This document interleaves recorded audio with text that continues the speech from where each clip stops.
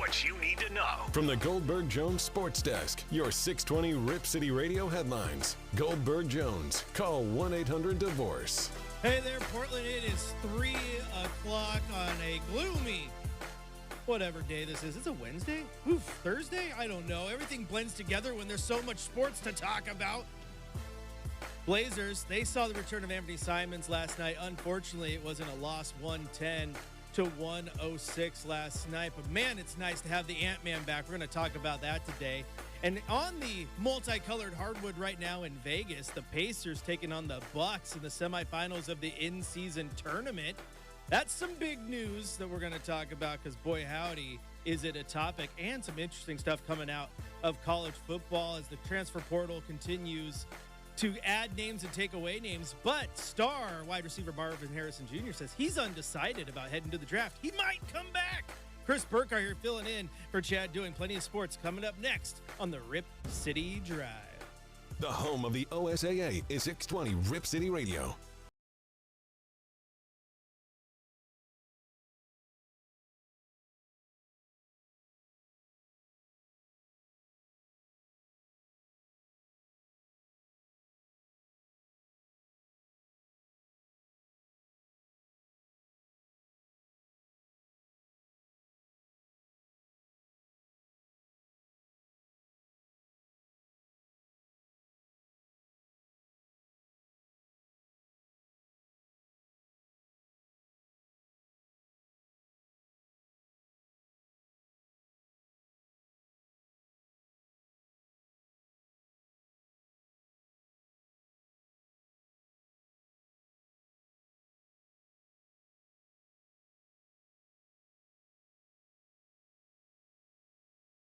The Godfather here on Rip City Radio, and of course live streaming now on YouTube as well. Just go to youtube.com, type in Rip City Radio. We'll pop right up and you can join the conversation there. It is an absolute great way to just join in and give us your thoughts. And I know there's plenty of people out there who are afraid of the phone, so they don't dive in on the phone line. So they call or they like to type instead. They're afraid of the phone? I'm one of them. I'm not a big phone guy. I'm of the generation. Just text it. Not me. Yeah. The phone was my friend this morning, though. Mainly YouTube, by the way, watching tutorials because I had a heck of a morning, Godfather. I told you I would tell you about it when we got on the radio because it was worth talking about. But come in last night, do the Blazer game, right? Yeah. Late night, leave here about 11:30.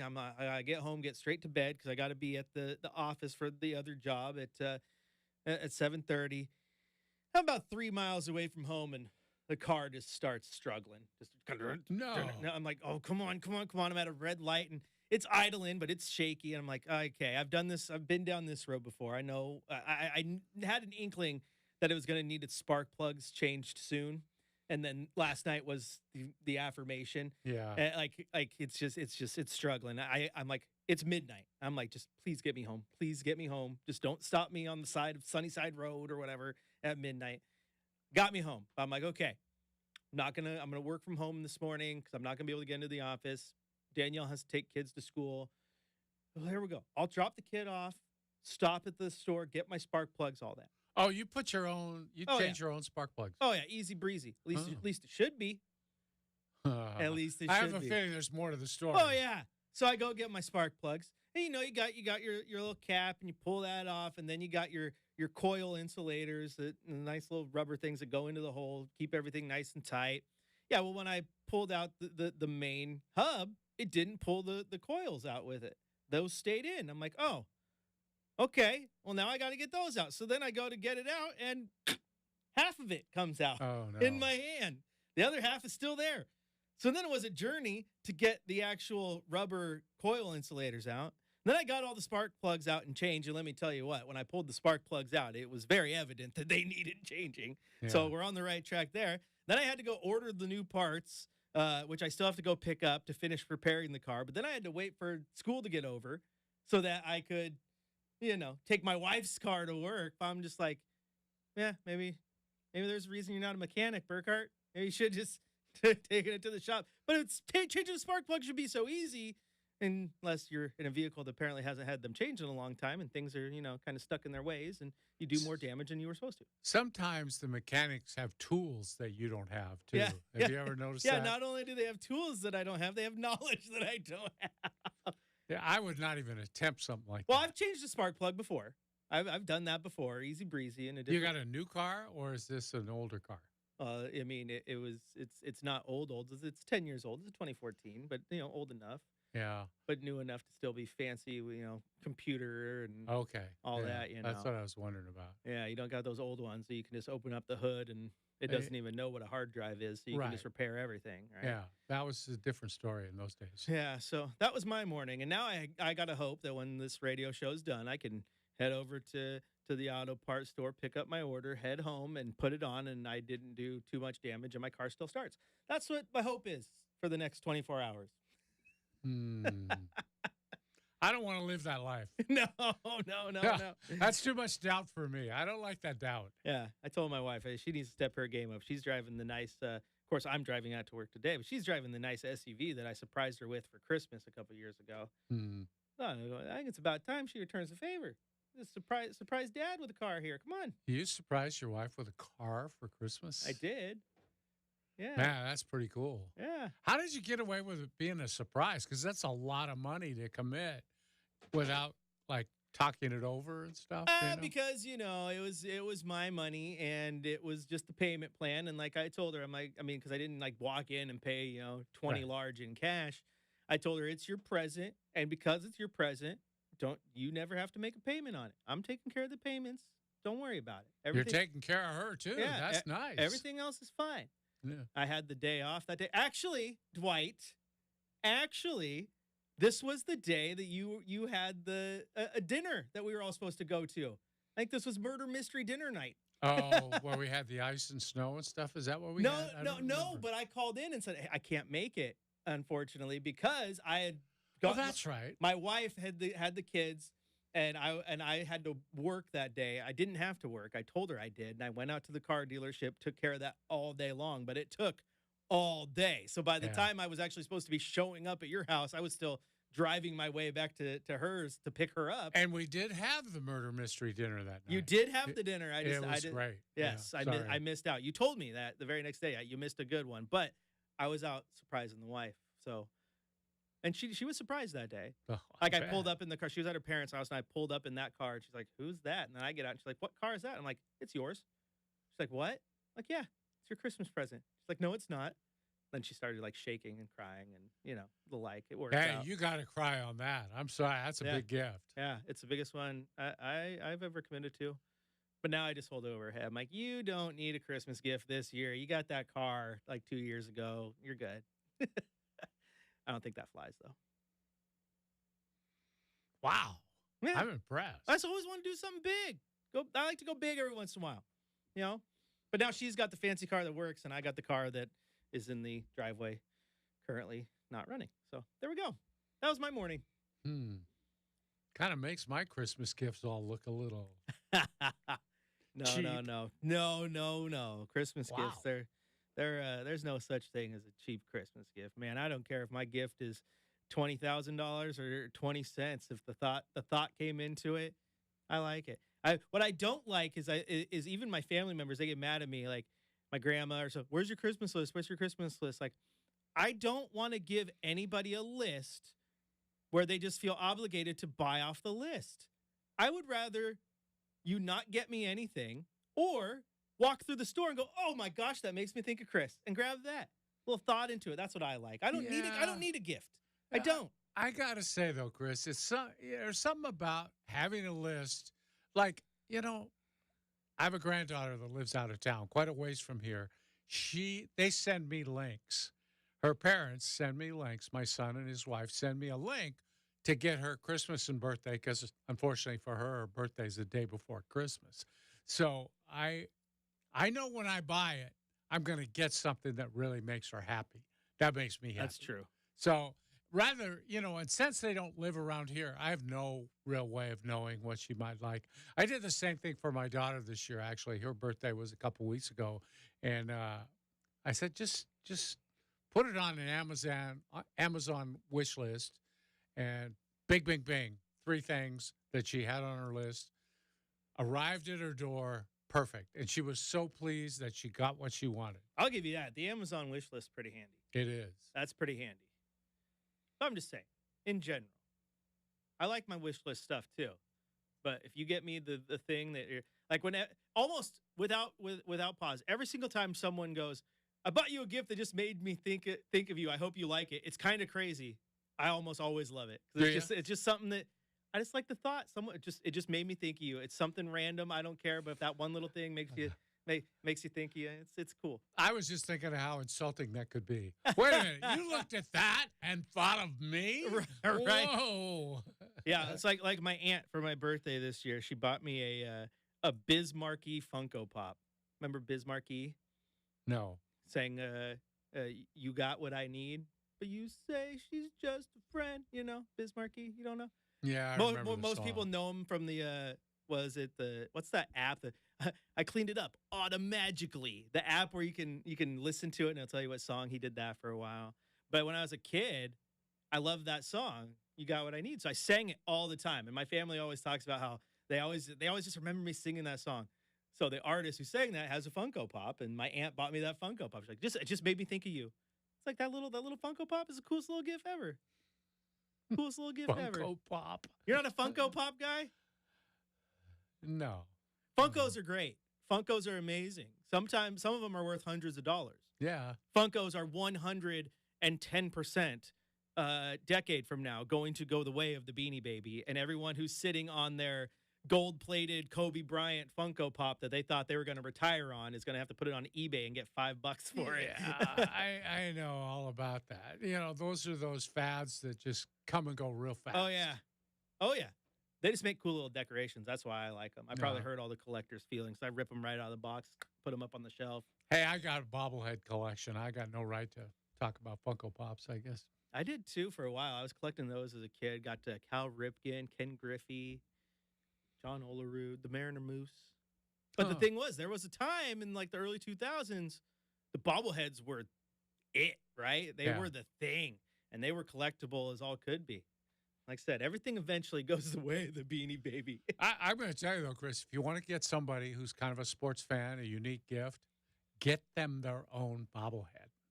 Yeah? And there's like a zillion companies out there now doing it, and I remember for my wife's birthday, I got one for her. It was a huge hit. She loved it. and Aaron Fentress, if you're out there, his birthday, it was a unique birthday. I think it was a milestone birthday, you know, like every 10 years. And I got him a bobblehead. That was his favorite birthday present that year. Yeah. They're cool. I'll keep that in mind. The problem is they don't always look like they're supposed to look. And then you have to tell people, hey, you know, I hope you understand it's the thought that counts. It's like going out and getting a portrait tattoo, right? Right. Yeah. By the way, you can't hear it if you're listening on YouTube unless Shacker broke the rules. You never know. He is a rule breaker. But this is Biz Markie right here. You don't remember this song? Yeah, I remember it wasn't on my Oh man, one hit wonder. top 10 list. Yeah. So you walked around singing this? Oh, all the time. I mean, not singing it. Mainly just the chorus. Saying it. Right here. Just come on. Don't even cut to break yet, Shacker. Let it go. Amazing. I remember that Yeah, part, see? the chorus. Now you know. All right, don't go anywhere. So we come back. We're going to talk about the Blazers game last night because I think it was important, even though they lost. Chris Burkhardt here with the Godfather, Dwight, Jaynes on your home, the Blazers, Rip City Radio 620. It's beginning to look a lot like Christmas, and we are simply having a commercial-free sing-along time. Open the free iHeartRadio app and indulge in exclusive one-of-a-kind holiday stations and playlists for every joyful mood. Get a head start on the nice list. Open your free iHeartRadio app and search iHeart Holiday.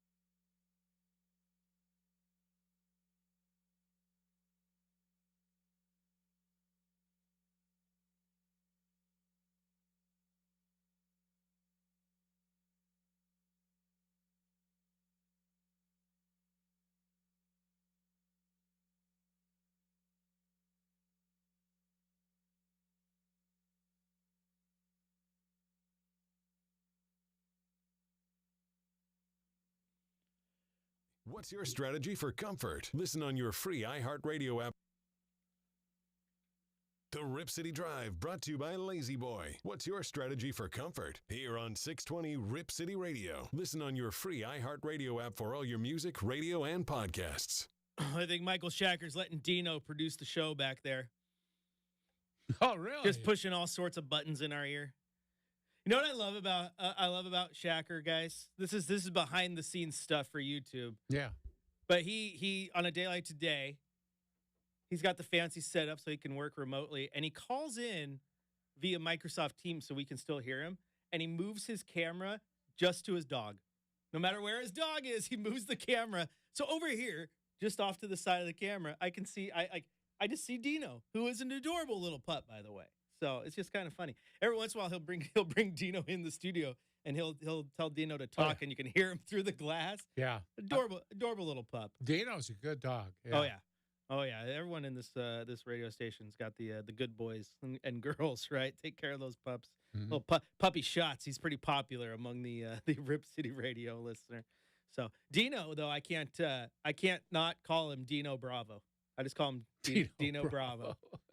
Dino Bravo. Speaking of Dino Bravo, he won't be there on Monday Night Raw on January 8th, but you will have a chance. We're going to give tickets away in the 4 o'clock hour, at the beginning of the hour. So if you're interested in WWE Monday Night Raw tickets, hold on tight, because we'll be giving out a pair throughout the show. You're going to try to get to that show, aren't you, Dwight?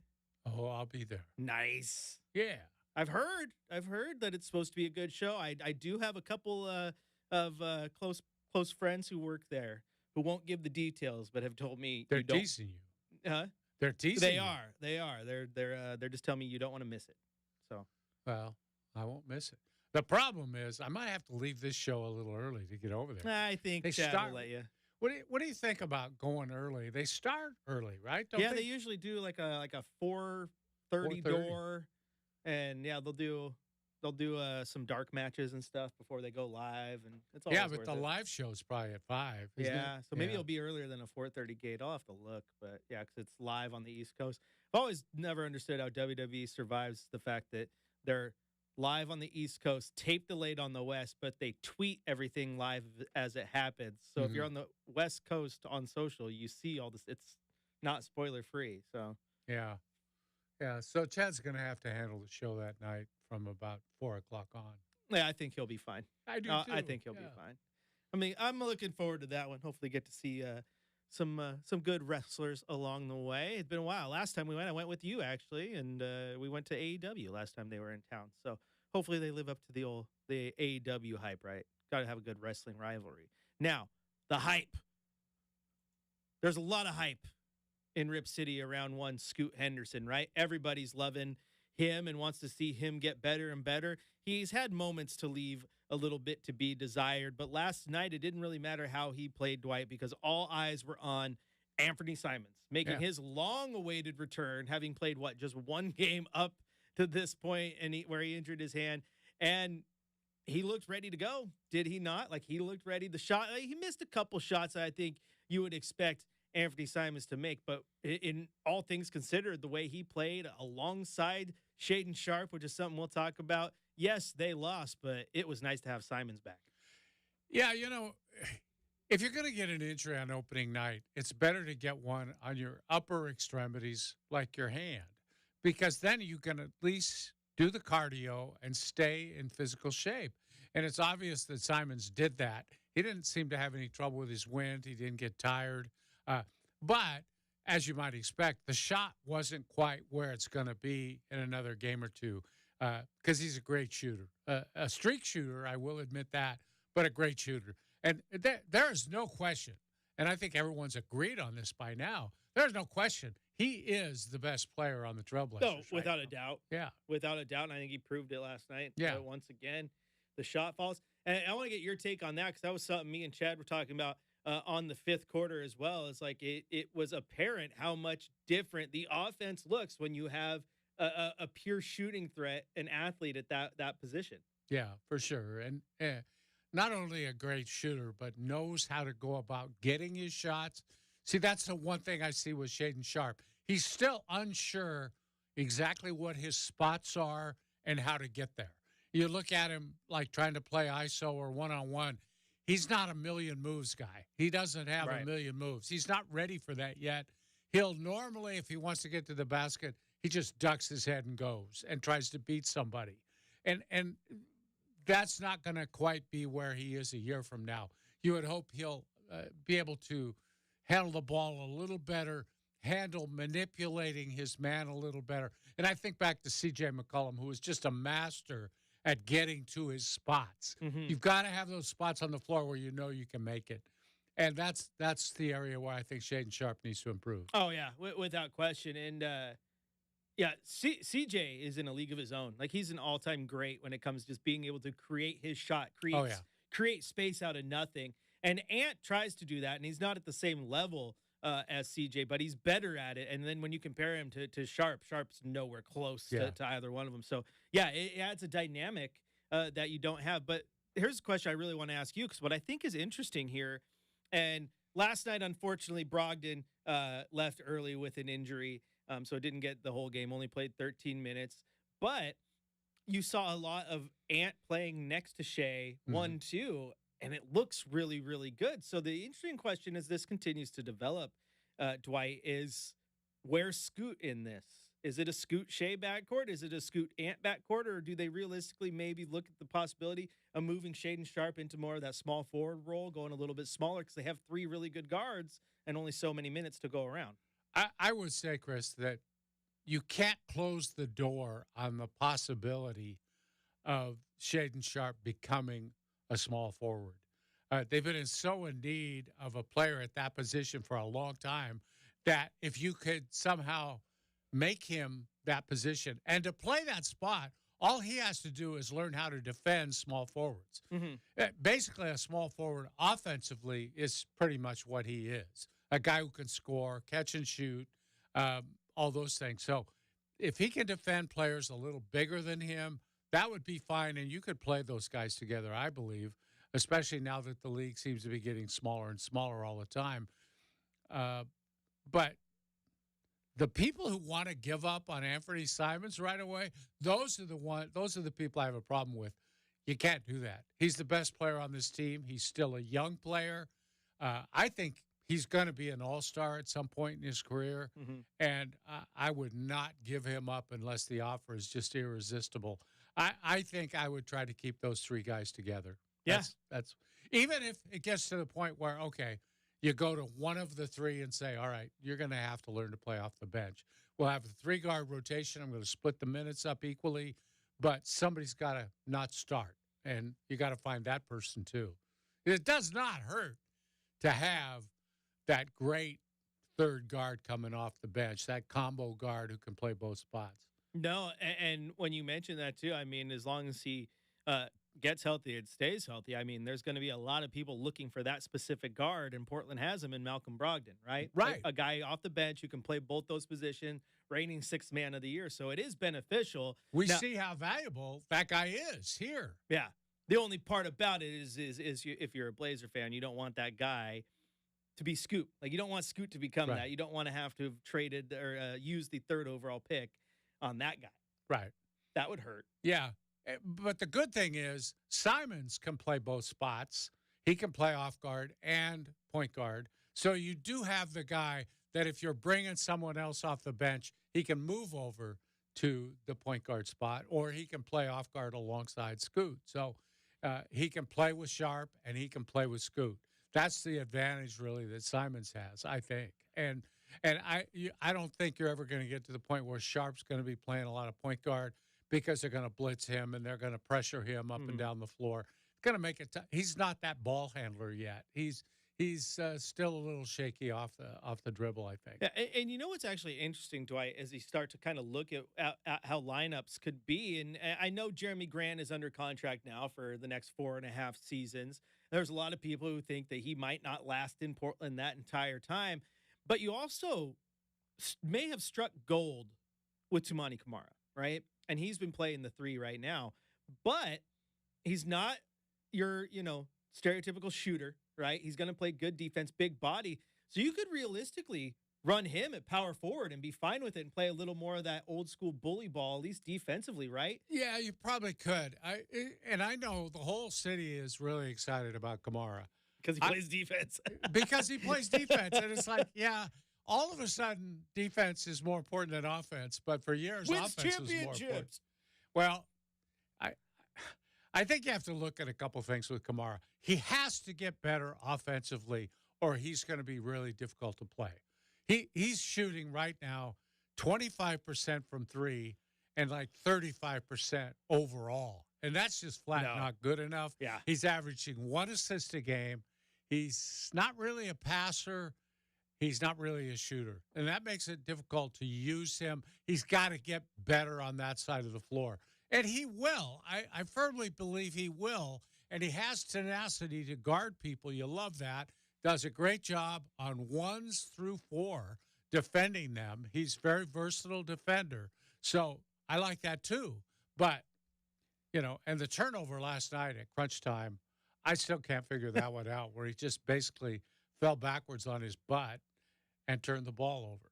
Yeah, at a critical time in the game. And they'll learn from these, and this is where coach needs to come in. But you have that one from Kamara, and then a couple nights ago you had that just inexplicable behind-the-back pass from Matisse Thybulle. Like crunch time minutes. What are we doing trying to go razzle-dazzle here? Yeah, and really Thybulle is a smarter player than that. You just can't be making a mistake like that. That's more a mental mistake than physical mistake. There's no need to throw that pass at that point of a game. If you want to try something like that in the first quarter, that's one thing, but not when you're valuing each possession of the game. It's crazy. Yeah. I don't know what happened. Yeah, it's interesting. There's so many plays that happen. It's not as if that one was the only thing that lost him a game, but it did have a big part in it as well. It's just you got to have your head about you in these situations. Tony K on the chat on Facebook right now said, Kamara will get better. He has a high drive and passion for basketball. He will improve, guaranteed. Maybe. I've seen guys who wanted to.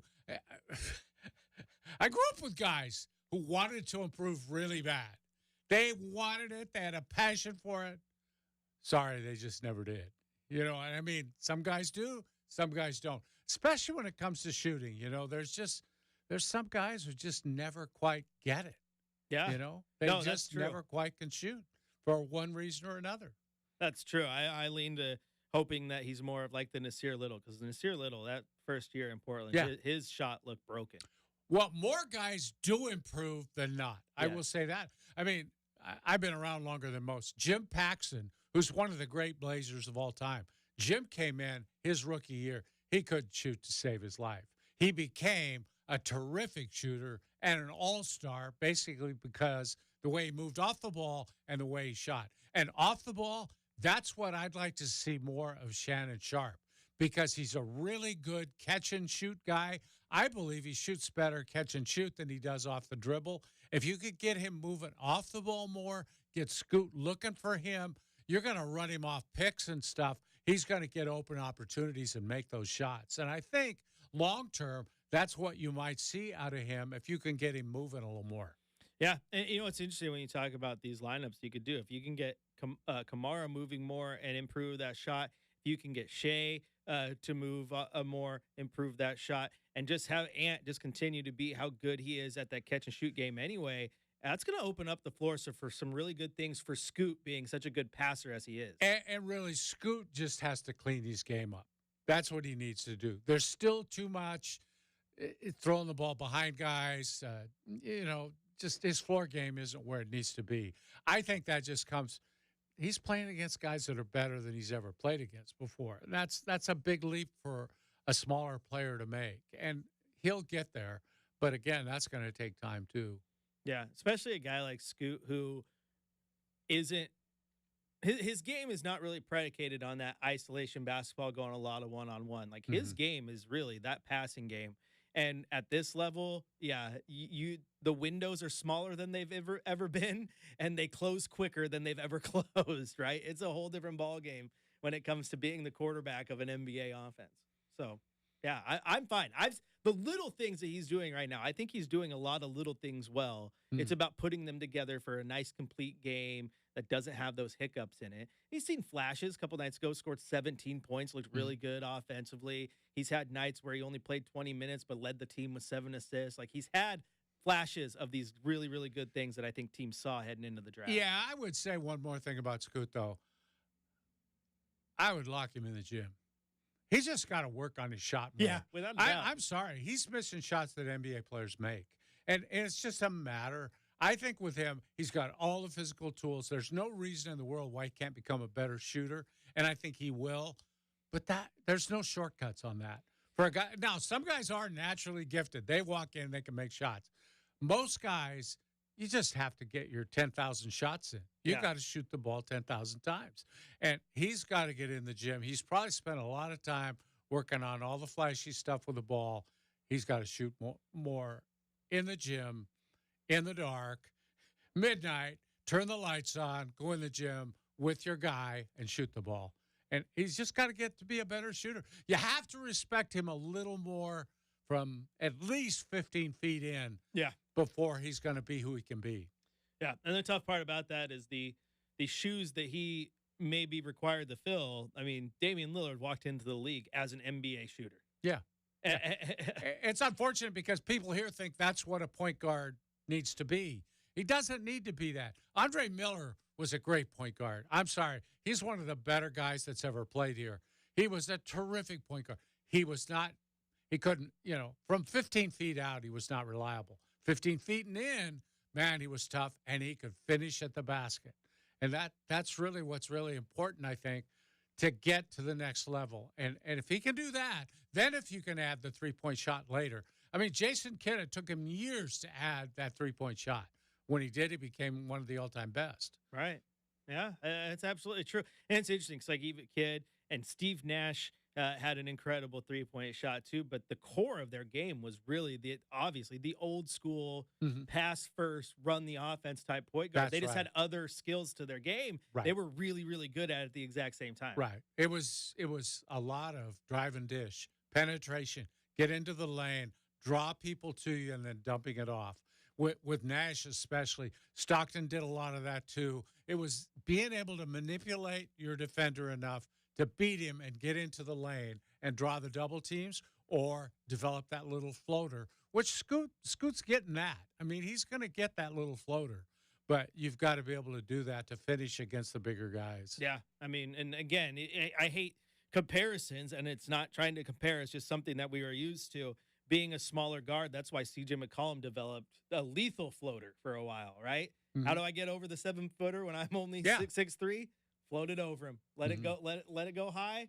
Let it arc back down. Prettiest shot in basketball. It's nice. That and the old George Gervin finger roll. That was his patented. A good finger roll and a good hook shot is underappreciated. The old-fashioned hook. Not the jump hook, but the old-fashioned long hook shot, right? Yes, has to be, yes. Yeah, I love that big shot. Old long circle, You don't see it anymore much. No. It's because all the guys who, used to do it, if they were playing today, they'd be out shooting threes because that's just what they do. That's right.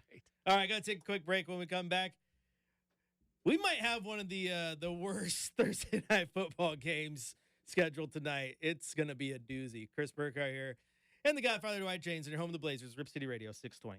Rip City Radio and Holt Homes want to pay your mortgage or rent in 2024. Went up to $18,000 to help offset those monthly payments in the Home for Holidays sweepstakes. Enter today at ripcityradio.com, powered by Holt Homes, built for the Pacific Northwest.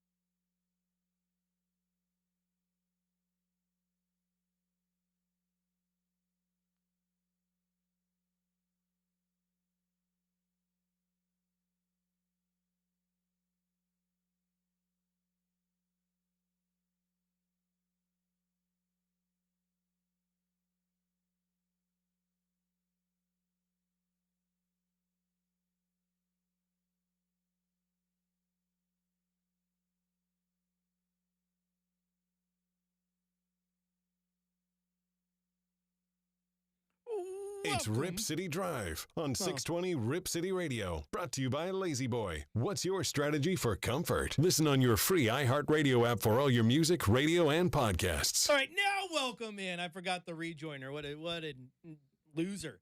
Act like you've been here before. All right, let's, before we go into this football game that we're going to deal with tonight, we got a caller, and you called out, well, you didn't call him out. You referenced Tony in the chat for Kamara, and I think he might want to make a bet with you. So Tony is on the line. Shacker, go ahead and put him on. Let's get him on the show because I think he wants to talk to the Godfather, my man. Let's go. All right, Tony, welcome into the drive. The floor is yours. I think the phones are working, so fingers crossed. Good afternoon. Yes, sounds good. I'm not hearing myself talk in the background, so that's a good start. Hey, Dwight, I was just thinking a friend will bet on Kamara.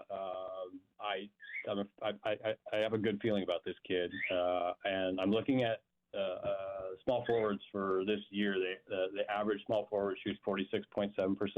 So if he is indeed a trailblazer in 3 years, I'm going to say that he's hitting that average or above. I know you like Diet Coke. I'm digging RC Cola right now, so a case of Diet Coke for you if I lose, and RC Cola for me. Is that a deal? Tony, we're talking about 3 years from now? Yep. If he's a Blake, yeah. I don't like making bets that far in the future. 3 years, I'll have long ago forgotten this bet, as will you. I'll remind you. It's only. And trust me, he's very likely 3 years from now to be playing for some other team. Almost all of these guys are, because, they don't normally last that long. I'm curious why you think he's going to improve that much. Just been watching NBA a long time. Obviously not as long as you, but, I'm just about 50 years old, and I'm seeing a lot of guys, and I just got a good feeling about this kid. Just the way he goes and picks up full court, like all the things he's doing, he's buying into Chauncey. Like, you don't see that every day, Dwight. Come on, you see a lot of basketball. There's not a lot of... I more than appreciate his defensive, talent and energy and all that. I'm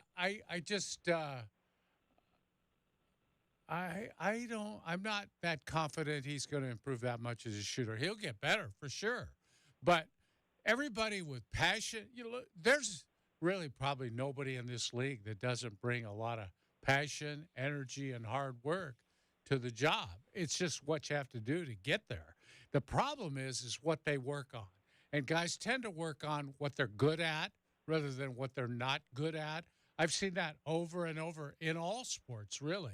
You see guys that are good hitters in baseball and they can't field. What do? They spend all day in the batting cage improving their hitting and not taking ground balls. And you see it in football. You see it everywhere. And we'll see. And I take that stance with all young players. I don't ever sell out the way a lot of people do on rookies. For me, the jury's still out in Jaynes Sharp. I've seen tons of guys come in who could dunk the ball like he does. Tons of guys. What he does in dunking the ball is not unique. Now, it's valued. I won't say it's not valued, but you have to round your game out. We'll see. Hey, people want to make their minds up sooner than me. That's fine, too. I'm not going to criticize that. I'm just saying, for me, I'm slow on the rookies to make these valuations. I want to see him play a little more. So hopefully you understand where I'm coming from. I agree with you on Sharp, but he doesn't have that passion that Kamara has. Kamara has more passion for basketball than he does. So does Scoot. Sharp's more talented. And Tony, you're right about that. That's obvious, and that's the one thing that is a cautionary thing with Jaynes Sharp. And I can tell you, inside the organization, at least last season, there were some of those concerns about Sharp. How hard is he going to work? How much does he like the game? I still hear that about a lot of guys people are going to say are going to be stars in the NBA. They don't really like basketball. You'd be surprised how often that goes around. They like being an NBA player because a lot of money comes with it, a lot of prestige. But do they really like playing NBA basketball? That takes a little while to discern sometimes, Indeed. Understood. It's a long ways out. It is. Thought it was good conversation. I'd be willing to to bet that he does that. But No, I up to you. appreciate that. And believe me, in 3 years, if I'm still sitting here and you're still sitting there, and Kamara's still sitting with the Blazers or standing, feel free to call me and rip me for being wrong on him. I don't mind that at all. I've been wrong enough that I'm used to it. Nobody's going to rip you. This be a good, friendly conversation. I appreciate that, Tony. Thanks for calling, by the way. You bet. Thanks, guys. Yep. Thanks for the call, Tony, and thanks for always keeping the YouTube chat going as well, my friend. And find me out on the streets one day. I'll buy you an RC Cola just because I like you. You don't even have to wait 3 years to drink it. Yeah. Hey, it's a nice little friendly wager, though. Hey, and really, let's mention now, we're probably both going to be at the WWE Raw matches that night. Hey, if you see me, feel free. I'm very approachable. I'm approachable. I'll be at the Blazer game on Friday. There you go. Usually at halftime, I'm out in the concourse. I'll tell you this. Go ahead, walk up and talk. I'm always surrounded by people who want to give me a bad time about something I've said on the radio. Hey, I'll tell you this. Always come say hi. It's better than the random candid photo that I didn't know was taken. Like someone did that at a Beaver game, a fan of ours.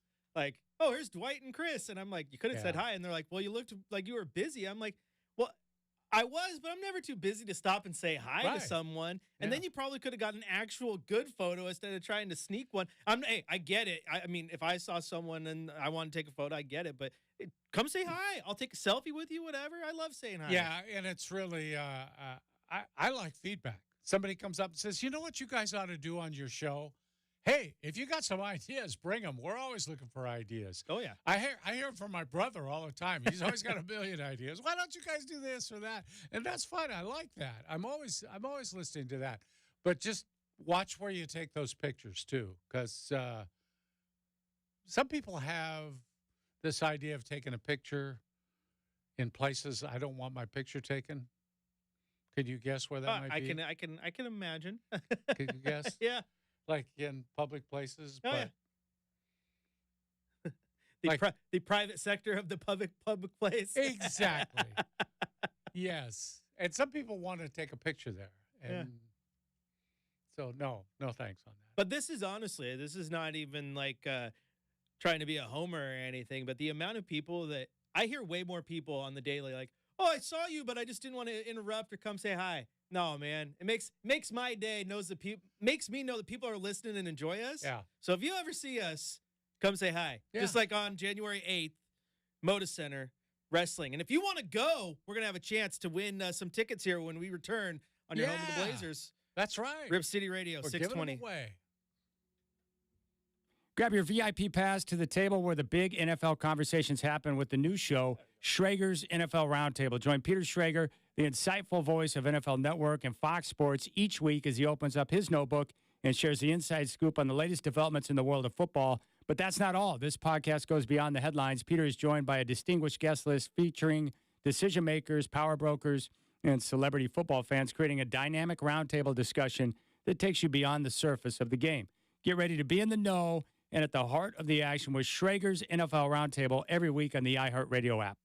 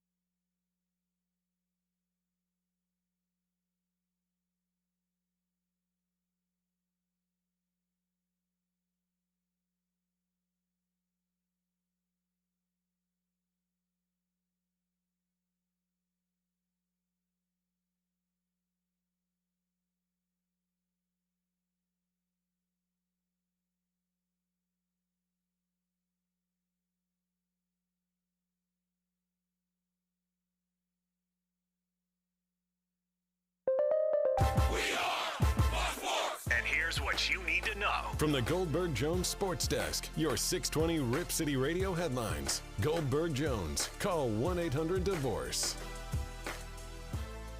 Hey there, Rip City. It is 4 o'clock here in the still another gloomy afternoon here in Portland. Got a little bit of news to get to. First off, going on right now in Las Vegas. Milwaukee has the 91-88 lead over the Indiana Pacers in the semifinal of the highly anticipated in-season tournament.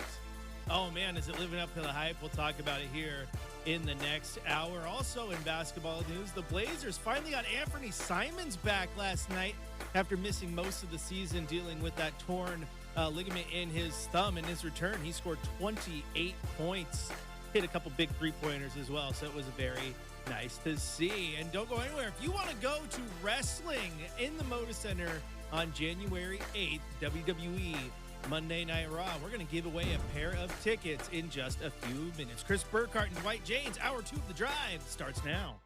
The home of the OSAA is 620 Rip City Radio.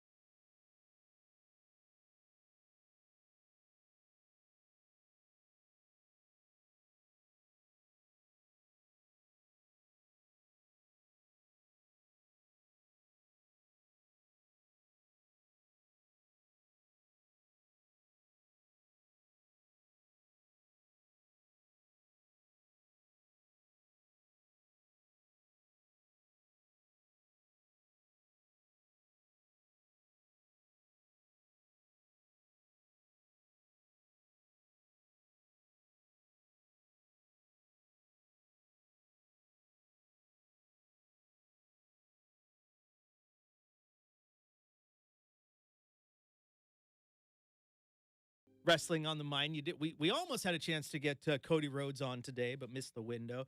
You had the Grappler on just a few weeks ago. We did. I was listening in the car, and I thought it was an amazing interview. Just listen to the old guys talk about Portland wrestling makes me wish I was around for it. You kind of missed it, didn't you? I mean, you were too young. Did you see any of it, Chris? I never saw any of it, but I did see. Do you remember? Because it went away, and then Piper did like the reincarnated version on like KPTV and the CW. They had studio matches. Those were in the but studio. it was pretty short lived. Didn't take off. So yeah, I don't remember any of true Portland wrestling. I actually went to a couple of those matches in the studio.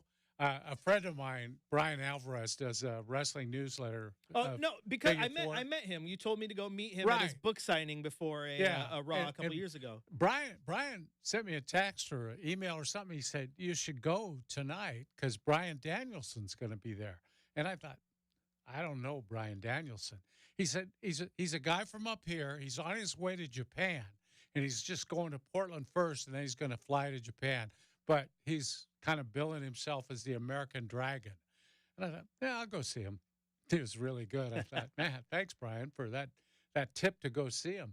And, of course, he's gone on to be a tremendous attraction. Great. Yeah. I still got to get over across the way to see my brother in Japan just to go get him out to some. Go during baseball season. Then you can see pro wrestling over there. And I'd love to see some Japanese baseball. Hey, I do have a headband that he got me for Hiroshima Carp. So that's my favorite team just because I was like, just get me any memorabilia you can. And that's what he grabbed me. So now I'm a Hiroshima Carp fan. I would love to go to a Japanese baseball game, man. They have great baseball over there. If I could go watch that and wrestling on one trip and see my brother, that'd be great. Yeah. I'd like to see Japanese baseball. And also, I'd like to go to Puerto Rico or Dominican Republic and see winter baseball down there because they have great fans and it's quite an experience, I understand. Yeah, I'd love to just go watch sports around the world. Why not? And speaking of crazy sports and what we want to go see and what we don't want to go see, right now the Milwaukee Bucks, they trail 95-94 to the Pacers, 10 minutes left in the semifinal game of this in-season tournament. They are billing this thing like crazy, Dwight. I mean, I no joke, everything blends together to me. I mean, I didn't even know what day of the week it was in the sports update for a second. Yeah. Everything just blurs together. So when I looked up and I saw the dual ESPN and the TNT table outside, everyone outside, packed background, I honestly thought it was the NBA Finals for a second. Yeah. And I'm like, no, this is just the effort they're putting into the in-season tournament. Promoting it like crazy and doing so much, so many different things to sort of set it aside to make it more meaningful than the regular season. And it, you know, in truth, it's the regular season. These are going to count as regular season games, except for the championship game, probably won't. But the rest of them are just regular season games. And for me, they don't mean much more than a regular season game. I'm not juiced up about it. And the NBA is obviously promoting them like crazy to try to create the impression that it's a big deal. They're doing everything they can. They have these marquee matchups on television in key primetime hours over the last few weeks to get bigger ratings than usual, just to make it seem like this has really caught on with the fans. I don't really think it has caught on with fans, but they want to make it seem like it. Yeah, and it's interesting in this one. I want to get the numbers. I've seen a couple tweets talking about that it's not as packed as it looks on TV. And on TV, if you notice, like lighting-wise, they keep the fan section very, very dark on this broadcast right now. It actually looks like you're watching a game in the NBA bubble almost. And they do have a couple spots of the arena in the ends that are just tarped off. So it's like how much, joy is there for that? Because it's interesting, like, if I want to go watch Oregon play in the Pac-12 title game in Vegas, neutral site, right? Well, they only play, 6, 7, 8 home games depending on the year. So going to see the neutral site game, one of 9 games total, whatever, makes sense. Yeah. But if I'm a Pacer fan, like, invest in going to Vegas to watch a semifinal of an in-season tournament when a week from now there's going to be a home game right at the Fieldhouse for cheaper. I'll just go watch that. Like, so it's kind of interesting. I want to know what their demo is and what their main key is here. Well, they've got the crowd blacked out tonight for a reason. It's because there aren't that many people. That's what I'm there. thinking. That's why Yeah. I find it interesting. You know, what, you know what they need to do is they need, like wrestling. Someone needs to take a picture. I need to see the hard cam side. You know what I mean? Like how wrestling does that. Well, that's what they do in wrestling. People probably don't know, and you should tell them, Chris. They put the cameras on one side, and then they push all the people to the other side. Yeah, I know. And there's a big thing going on right now between AEW marks and WWE marks fighting with each other because of that. Not understanding that you don't have to sell out those stadiums to make money because the 300 levels cut off. They only open up about half the concessions, which means they only have to pay about half the workforce. They still make money hand over fist despite the 2, 3, 4 empty sections on the hard cam And side. the merchandise sales are Through the roof. It's amazing how much junk people buy at those. You see them walking out, and they're carrying stuff, T-shirts and replica belts and all kinds of stuff they buy there. Yeah, it's interesting. And you would know it if you're a Blazer fan, because they've done this at Moda Center before, where they give you those wristbands that all light up to the song and stuff. And they're doing that right now. But a lot of them are on like the railings going up the walkways, because you can see the lines. So it makes it look like there's more people than there really is, because watch how many wristbands are on wrist, and you can tell when it goes off. But I mean, hey, if it gets some money and it gets some pub, it's whatever. It's another chance to watch basketball. I mean, heck, we're watching it right now, 4:00 on a Thursday, seeing what's going on. The only thing that I wish they changed, man, and to me as a parent, I almost see this as a merchandising thing, because I was watching Cinema Sins on YouTube, by the way. Great series. Go watch it. Where they just talk about all the sins of the movie. And one of them was the Paw Patrol movie. And it's like, oh, look at this brand new car that we've never seen on the show. That looks like that could be made into a toy. Look at this building. That's pretty cool. That looks like that could be made into a toy. Like this whole idea that the movie wasn't even a movie. It was a merchandising thing. It was like, okay, are they selling fake courts? Like, look at this, Dwight. Look at the screen right now. 6 sections straight were topped off behind the basket. Yeah. Interesting. But I want to know, is there merch, people going and buying the Lego versions of these just atrocious looking courts? It's all about the game and how you play it, really, right? Yeah, right. It's not about. Do you like the courts, Chris? No, I think they're terrible. Me too. I don't mind the lighter ones. They've done some like the black and gray. Right. Kind of gives me a street ball vibe. They're not an assault on your senses. It's the multicolor, and sorry, Blazer fan, controversial. I think the red is atrocious. Me too. And I don't like it on the regular Blazer court. I like the old school black with a white key. Oh, man, give it to me. All right. Some people get entrance music. We get exit music. We're going to take a quick little break. When we return, we're going to talk about some college football happenings around the world. Chris Burkhardt here with Dwight Jaynes on your home of the Blazers, Rip City Radio. You've sent us your scared of Santa pictures, and now it's time to vote. Go to ripcityradio.com and let us know which kid's Santa meltdown is the funniest, and the winner will score $500 in cash from Mountain Timber Market and Quantum Fiber. It's Scared of Santa from Rip City Radio.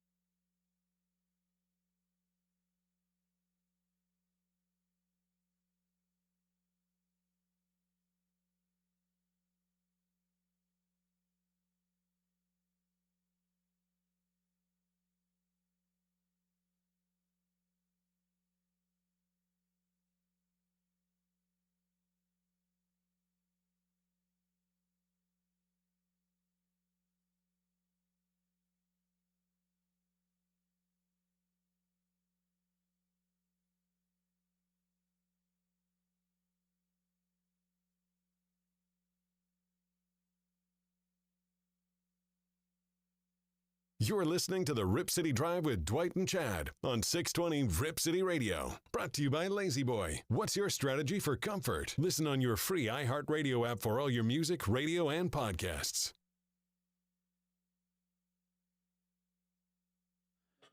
All right, welcome back into the Rip City Drive. Chris Burkhardt here filling in for the boss man, Chad Doing today. You can follow me on Twitter at Chris J. Burkhardt. Yeah, that whole 300 section is not even full. That's an empty stadium they're playing in front of, Dwight. That's interesting. The in-season tournament's what we're talking about, by the way. I got sidetracked watching it. Well, you know they're starting at 2 o'clock in the afternoon for a reason today, don't you? What's that? They don't want their two games running in conflict with tonight's Thursday night football game. That's true. That makes perfect sense. No one wants to do that. Yeah, well, they know that people are going to look at the ratings and make decisions on whether or not the tournament is viable based on those ratings. And so they want them to be as good as they can be. Now, at 2 o'clock in the afternoon, the rating's not going to be any good either. Granted, I know the NFL does some moving around, but like a random Thursday, this took advantage of college football Saturday being basically done, right? Like, why didn't they just have this game on Friday and play back-to-back Friday, Saturday for the championship? Hear me out. Or you can play the entire season, and at the end of the season, you can get seeded into a playoff and decide your champion in a playoff at the end of the season. Yeah. That's a novel idea. Yeah, why not try that sometime? Oh, my gosh, the in-season tournament. Interesting little thing. If it ain't broke, don't fix it. And I really don't think the NBA was broke. But there are things in the sports world, Dwight, that are broke. And unfortunately, they're in our backyard. And that is the Pac-12 and what's going on in Oregon State and, you know, what Washington State has to deal with. And here at 520, we're going to have former Cougar quarterback Alex Brink join the show, and we're going to get his thoughts on all this situation, because if anybody knows what it's like to be in a college locker room and go through a recruiting process and trust your coaches, it's that guy, right? So going to get his take on it. But I think it's just such an interesting situation what's going on with the Beavers, man, because, I have never, ever seen a coach go from universally loved to universally hated as quickly as Jonathan Smith did. Yeah, I have to say that he did not distinguish himself in what he did. Now, I know everybody out there, you can't blame him for taking a better job. It was going to be terrible at Oregon State, blah, blah, blah. I know all that. I know this is a step up. I'm not saying it's a lateral move, because it's not. He's going to the Big Ten. He's going to a school that traditionally has been at least passable as a viable football program in the Big Ten. But this is a guy who came in now, and this was his dream job. This is where he always wanted to coach. He wanted to live there. He loved Corvallis. He loved Oregon State. And then he left, and the way he left, I think, disappointed people. For one thing, it was obvious he'd been negotiating, thinking about, talking about, making the move long before the season ended. Right. And I believe that is not good. And I think he couldn't have been buying in totally with his coaching job that he was getting paid to do. And then Oregon State's going through some really tough times. He knew that, okay? He knew that. Yet, he left them in a terrible spot, not only taking half their coaching staff, but probably, as we'll find out ongoing in the portal, probably taking a lot of players with him. And the ones that won't be joining him in Michigan State are leaving for other schools. They're going to get just absolutely gutted by his move. And you know what? People are still waiting to hear some sort of regret, some sort of apology, some sort of a feeling of, I'm sorry that I left you this way. And I haven't heard it yet. And I think that's hurt a lot of people who were big Jonathan Smith boosters. Yeah, and I think you're right. And then Michigan, I mean, they're not trying to purposefully do this, but I mean, they're tweeting out their staff, and it's just interesting because every single tweet, like this one, Brian Wozniak joins Michigan State as tight ends coach after spending the past 9 seasons with Oregon State. And like every single tweet Brian Lindgren had one earlier. Yeah, Brian Lindgren after spending 6 years with Oregon State. It's like all these guys. So it's like putting emphasis on these coaches spent time at Oregon State. And that's just another, salt in the wound type thing for an Oregon State fan. Because like you said, not only did you take your coach, you took all the other coaches with him. It's a real blow. I just think as bad as it was, now people give Jonathan a lot of credit. He came in after Gary Anderson, and people at the time said, this program's at rock bottom. Jonathan Smith came in, got him into the top 25, top 15, top 10 eventually as a program, and then he left. Believe me, when he came in, Gary Anderson, that wasn't rock bottom. Now is rock bottom. This is what rock bottom looks like. You don't have a conference. You may not have any money depending on the outcome of a court case. You don't have a conference. You don't have a coach. You got to hire a coach who's never been a head coach before. It's tough right now in Corvallis. I feel for him. Yeah, I mean, without a doubt. And it's interesting because you talk about the regret and how you approach things. Like Jonathan Smith put together a pretty haphazard little note on the Notes app on your phone. Took his phone, opened up the Notes app, wrote a note, posted that on Twitter.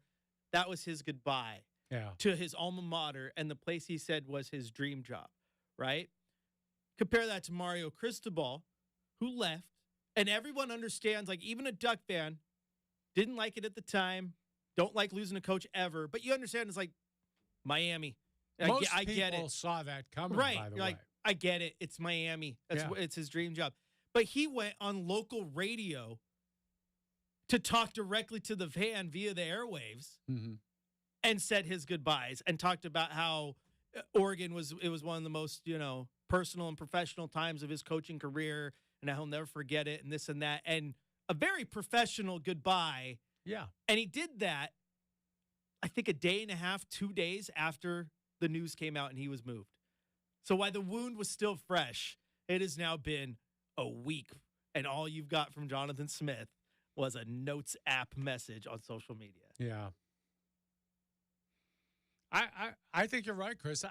I think people expected more. And I think they probably deserved more in this case than a guy just packing up and leaving a note by the door.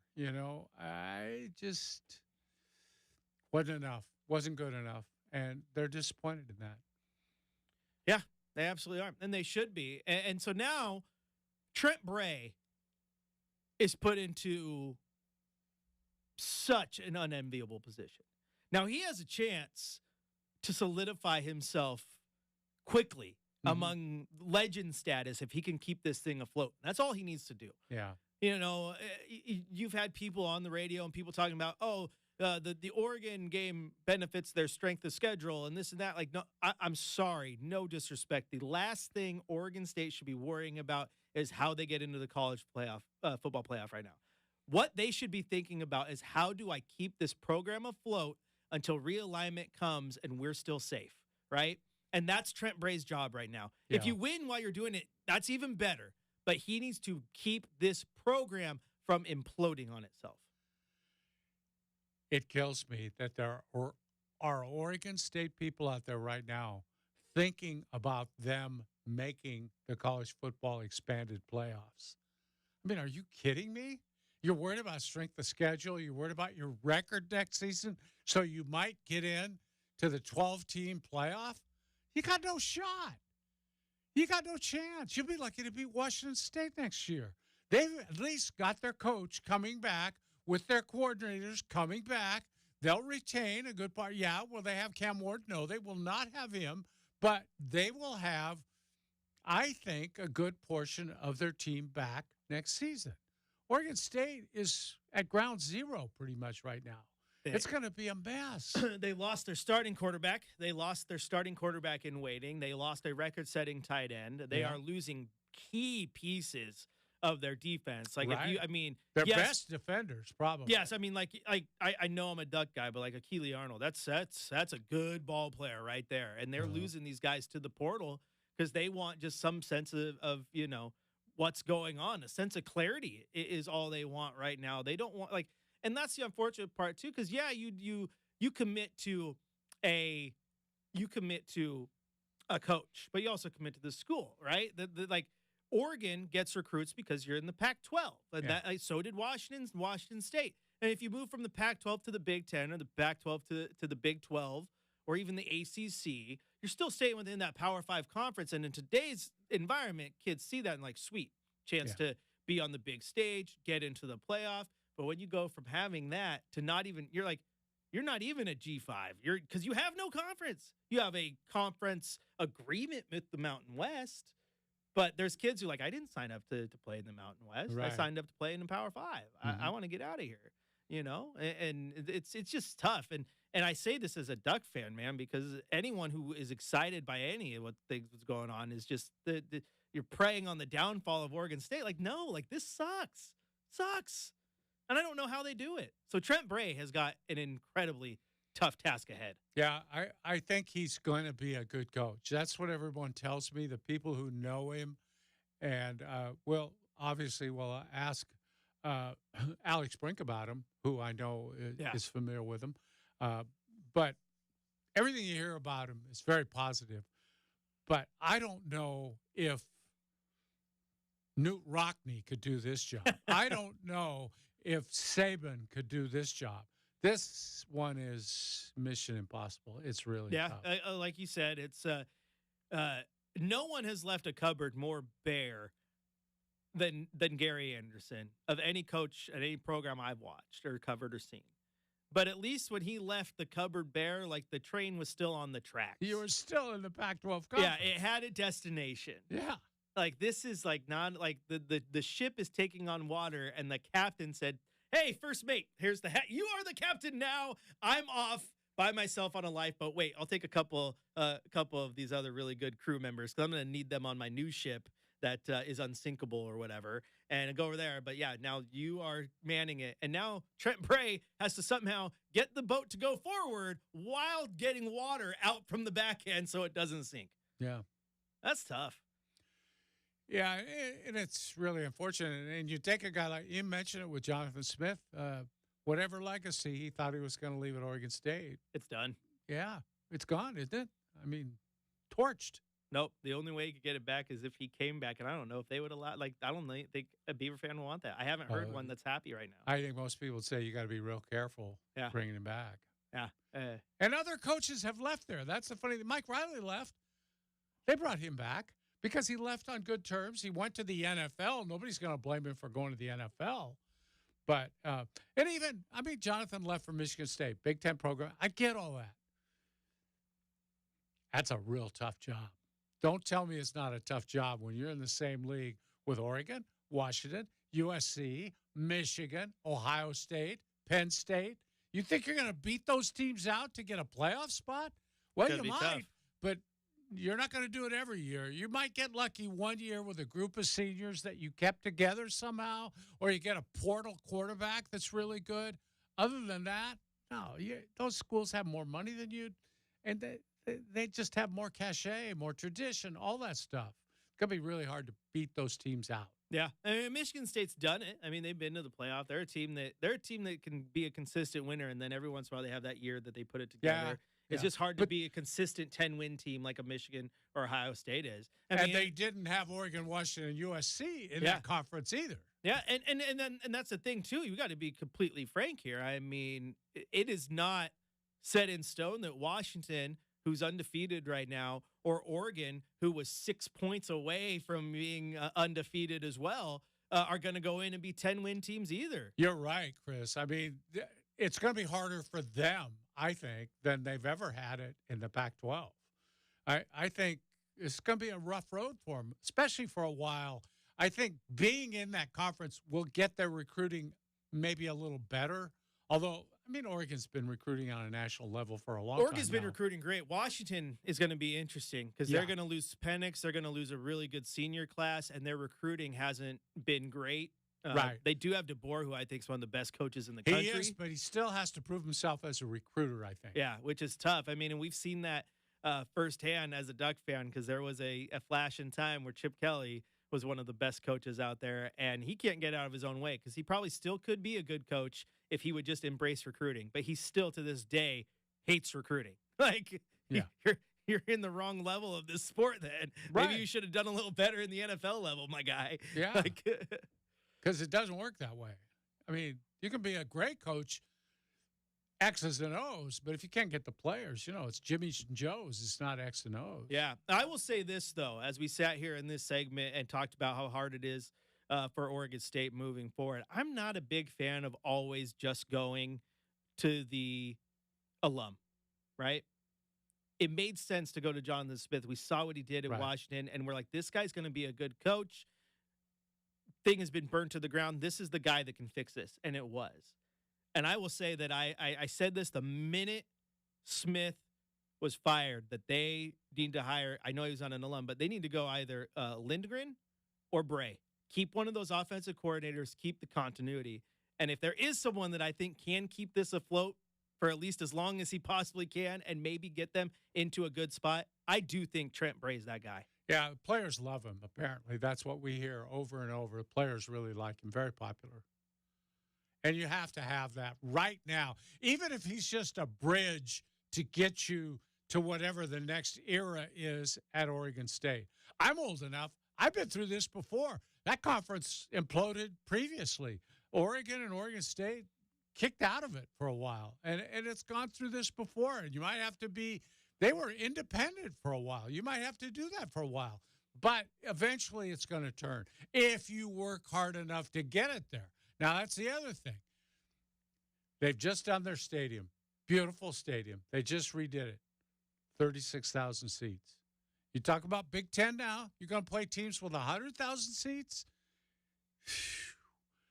Man, that's a hard one. That's a tough one. You're going to recruit against those schools? I mean, heck, even for a small Autzen, wait until I mean, Autzon's 54, whatever, 60 with standing room. I know there's been plans to expand for like a decade plus, and now they might actually have to. Yeah. But if you don't think that even without Jonathan Smith, that the Michigan State contingent or the Ohio State contingent ain't gonna find ways to travel, they do. Those are good traveling fan bases, man. I mean, you might have 36,000 large just wearing scarlet and gray one day. Right.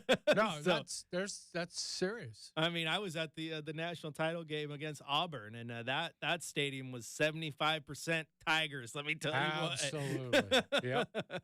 The Oregon fans were loud, but it was plenty of Tigers. So, hey, man, I don't envy Bray. I hope he gets through it because I'm not dumb Duck fan. I'm a Duck fan because it's where I went to school. I love Oregon, love everything about it. But growing up in this state, Oregon State was important to me too, because it had the name Oregon on it, and there was something cool about that. Watching them play well and be good. I want them to still be good. Yeah, I think it's going to be really difficult moving forward. Yeah. I hope Trent Bray is the guy people say he is, and he can get something done there. Absolutely. All right, I got to take a quick little break here on the big show. Remember, some people have entrance music. We have exit music. Don't go anywhere. Plenty more coming up here on the Rip City Drive with Chris Burkhardt today and Dwight Jaynes on your home of the Blazers, Rip City Radio 620. You've sent us your scared of Santa pictures, and now it's time to vote. Go to ripcityradio.com and let us know which kid's Santa meltdown is the funniest, and the winner will score $500 in cash from Mountain Timber Market and Quantum Fiber. It's Scared of Santa from Rip City Radio.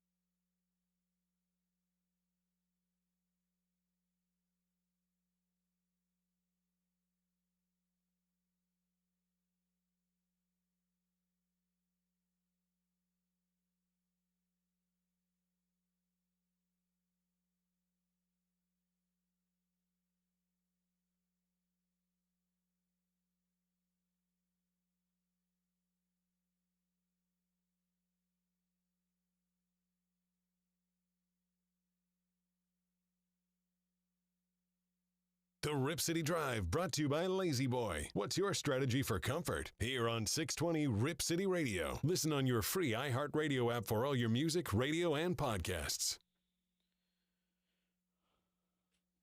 Welcome back into the Rip City Drive. Chris Burkhardt here, filling in for Chad Doing today, joined by the Godfather, Dwight, Jaynes. Shout out to the YouTube chat. That's right, we're on YouTube. We're going to keep publicizing it till you all get in there. Go to youtube.com, type in Rip City Radio, and you can join the chat as well. Have a little fun with us. Send us questions, send us comments. Just like Andrew did. Shout out to Andrew. He asked for some clarity on the predictions for the Blazer pick. I said, hold on a second. I wasn't gonna break this good Beaver conversation we're gonna have, but as soon as we went to break, got in the chat, gave him his clarity, and he says, thanks for doing these YouTube streams. He's missed them since the old CSN days, and it's a great way for everyone to get in here, have a good chat. Makes for a good time. I like it. It's kind of fun. The only downside is I kind of try to pay a little more attention to what I'm wearing. I have a few T-shirts that are probably more suitable for radio than they are for TV. Yeah? Yeah. It's YouTube's radio anyway. Just do it. Let the world see. However, you do have quite the awesome, little minor league baseball jacket collection. And you got some gems, my man. What is that? Isn't that the Montgomery biscuit? Is that the one you rock all the time? No. I have the Tennessee Smokies. That's it. That's the one. Yeah. Dude, you need to get you need to get some biscuit gear though. Yeah, what else? I got some other stuff. I don't have any, but I do think the Hops do a good job. They got some nice merch. Yeah, they do. Yeah, Ebbsfield Flannels, a Seattle company, has a great collection of minor league stuff. I've always known about them, and you've always talked about them. I did not realize they were a Seattle company until my dad and I went to that Niner Seahawks game, and I'm walking down the road. I'm like, you saw their Ebbsfield? What? Yeah, their retail outlet. Yes. Yeah. But it was closed because it was late. And I'm like, I might have to drive up to Seattle just to go see the brick and mortar store. If you guys haven't heard about it, you love old school stuff, go type it in. I mean, they got a sweet website. Now they've got old, vintage college stuff, NFL stuff. Oh my goodness. They've got hockey stuff. It's really good. Vintage. A lot. See, you don't have to license that minor league stuff. Anybody can kind of pick it up and do it. And they got some classic minor league nicknames. Really funny stuff. Yeah, I need to get in on that. I know they get every once in a while get some old school Beaver stuff going through. Yeah, I still have an old Portland Beaver pennant that I have in my house. That's pretty fun. Well, piece of nostalgia. I've got that, and I wore it when I threw out the first pitch at Hillsborough. The old 1956 Portland Beavers. It's a takeoff on the Cardinals where you have the bat and a beaver sitting on the bat instead of a cardinal. It's a good one. It's very cool. That's a good one. I need to buy some merch. You know what? We started the show saying I don't like lists. I might have to make a Christmas list. That's all. Yeah. Ebbsfield. Yeah, link in on some of that stuff. You'd love it. They got a lot of old Portland Beaver jackets, hats, all that stuff. I'll tell you this. I went with Metallica today, but every single time I wear a baseballism shirt, I get a compliment in the YouTube chat. Really? They're like, oh, I love that shirt. I'm like, baseballism does it right. They know what they're doing. Great company. Yeah. Local company. That is right. Great bunch of guys. Speaking of baseball, Dwight, there's some craziness going on right now in this. The free agencies opened. The winter meetings as they are in baseball. Some big moves, one being Juan Soto to the Yankees because the Yankees are just doing Yankee things and buying every player they can. But I think the biggest storyline is the storyline that Major League Baseball didn't want, and that is like the secrecy surrounding what Shohei Ohtani is doing. What are you hearing and feeling on that front? Well, I know baseball was disappointed that he has really shut down all the information on who he might sign with as probably the most sought-after free agent in baseball history, I would think, given the amount of money he's going to get. He doesn't want any of the teams who've interviewed him to tell people that he's interviewed with them. He wants to keep it all a secret. And baseball is thinking, now, wait a second. We see the run that the NBA gets out of free agency, daily stories all the time about who the free agents might sign with, the rumors, the talk, the chat. And they're not getting that out of the Ohtani thing because he's kind of closed the lid on it. And in fact, Dodger field manager Dave Roberts got into real trouble with Dodger fans the other day because he said, yeah, we met with Ohtani. We had him out to the ballpark, and we talked to him for 2 or 3 hours. Dodger fans were mad because Ohtani has said, if you let word out, I'm going to hold that against you when it comes to deciding which team I'm going to be on. So it's a very controversial thing, and I'm not sure Ohtani needs to keep it that quiet because a lot of these visits are getting out anyway. Like I read, I think he went to Toronto's minor league spring training facilities I think they're still in Dunedin, Florida, and toured it. And everybody found out because they told all the minor leaguers that are there through the winter, you can't come in tomorrow. You can't be there. And they had their team store closed because they didn't want anybody there seeing him. So, it's like somehow word always gets out. Always. So, come on. It is a little weird. Like, why? Why are you going to hold that against the team unless maybe you don't want a team to let out more than they just visited you? Like, it's like, hey, Ohtani visited us, and we have real concerns about that shoulder or the Tommy John surgery or whatever he had to have. Like, little things like that, maybe he's trying to keep as close to the vest as possible. Well, the other thing I heard, I know the Cubs have expressed some concern that, they are interested, and the word has gotten out. They have concern that they're just being used as a straw man to get the price up because everyone knows the Cubs have the money to do something, and they're a little worried. They're not sure if he's real serious about them or he's just playing them against the other teams. Yeah, it's an interesting I have time. no idea where he's going to go. Either do I always thought West Coast, didn't you? I did. I felt like Seattle had a good play just because they have such a good hold on that Japanese market. I always thought the Dodgers from day one. Dodgers and Giants, I thought made a lot of sense. Well, the Dodgers even made some suspicious moves that looked like they were clearing out cap space for the enormous contract he's going to get. Yeah, so we'll see. It's an interesting situation there. What about the Yankees doing a very Yankee thing? Like, hey, we're going to give up all the arms, even though, pitching's at a premium and we need it, but we're going to give up all these pitchers to go get another big bat because apparently big bats just win championships. Yeah, it doesn't really work that way in today's world. And they got in a guy, Soto, who is a great hitter, has power, tremendous chase rate. He doesn't swing at bad pitches. He makes contact on a high percentage of the balls he hits. And he's a great pickup, but he's not athletic. And that's what everyone's looking for in the game today is guys who can run on defense and on offense, steal bases. Soto's not really that guy. He's a good hitter, power hitter, and he'll be great, out there in the outfield. But they gave up pitching, and they don't have any. That's what people are wondering about. And really, for the Padres, they got rid of the salary, which allows them to take maybe another free agent pitcher salary because their pitching's gone. They've all left in free agency. They lost Hader, their bullpen guy. They lost their starters. They're really bereft of pitching. So it's actually a pretty good deal for the Padres, and they're still left with some pretty good players. I mean, still got Machado. They got Tatis Jr. now. Yeah. Get him for a full season, not a suspended one. So they still got players. Just unfortunate that they gave up pieces and the whole Soto thing didn't work out. And the Yankees are trying to be the Yankees again. Remember when they were the Yankees? Oh, yeah. They were loaded every year. They were the favorites every year. They haven't been that in a long time now. Oh, and I don't like it. I'm a Red Sox fan. Keep that in mind. All right. Oh, yeah. And by the way, Paul says the Metallica T-shirt's lit. See, I did get a compliment today. Thanks, Paul. Chris Burkhardt here with the Godfather, Dwight, Jaynes. Plenty more coming up on Rip City Radio. Grab your VIP pass to the table where the big NFL conversations happen with the new show, Schrager's NFL Roundtable. Join Peter Schrager, the insightful voice of NFL Network and Fox Sports, each week as he opens up his notebook and shares the inside scoop on the latest developments in the world of football. But that's not all. This podcast goes beyond the headlines. Peter is joined by a distinguished guest list featuring decision makers, power brokers, and celebrity football fans, creating a dynamic roundtable discussion that takes you beyond the surface of the game. Get ready to be in the know and at the heart of the action with Schrager's NFL Roundtable every week on the iHeartRadio app.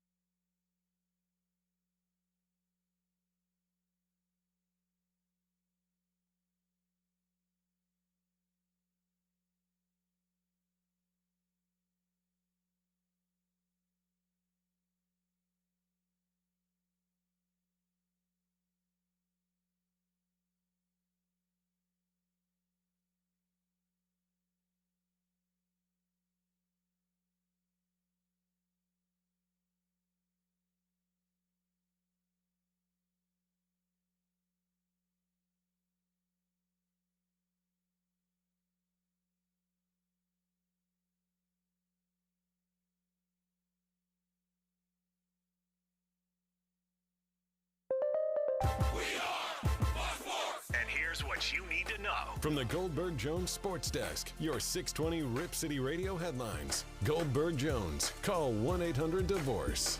It is 5 o'clock on what is now a gloomy evening here in the Rose City, and we got plenty of news to get to. First off, in Las Vegas, the Pacers grabbed the 128-119 victory over the Milwaukee Bucks to advance to the finals of the in-season tournament. They'll face either New Orleans or LA or something else. I'm still not sure how this crazy in-season tournament works. Last night in Blazer fandom, you guys got to see the return of Anthony Simons. It was nice to get the Ant-Man back after missing most of the season with a torn ligament in his shooting hand. I believe he had 28 points, hit 6 3-pointers. Very, very nice to see. And interesting news in college football, Marvin Harrison Jr., undecided, could return to Ohio State for another year. That would be great if they could get their Heisman candidate back. Chris Burkhardt and Dwight Jaynes. Alex Brink joins us at 5:20. Hour 3 of the drive starts now. The home of the OSAA is 620 Rip City Radio.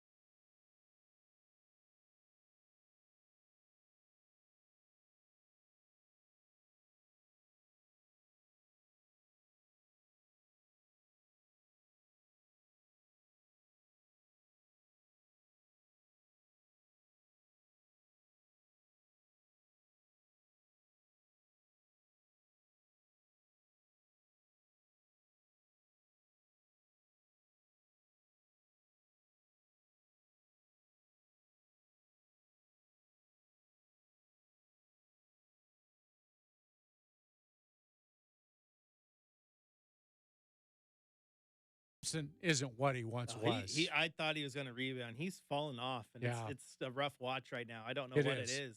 He's not making shots anymore. That's what I'm surprised. Usually shooters can shoot until they're 50. Half shot will travel, right? Yeah. I've seen great shooters walk out. Now they're on the broadcast crew. Yeah, Jim Barnett. I mean, he's in his 60s. He'd walk out with a coat and tie on before the game and hit 5 threes in a row from the corner. I mean, that's a shooter, you know. I mean, you've seen videos of Steph and his dad, and Dell can still stroke it when he put a ball in his hand. So yeah, but Clay has lost his shot. Maybe it's the injuries, or maybe he's played a lot of games. He's logged a lot of minutes, and it could be just taking its toll on him. That, or just a legit case of the yips.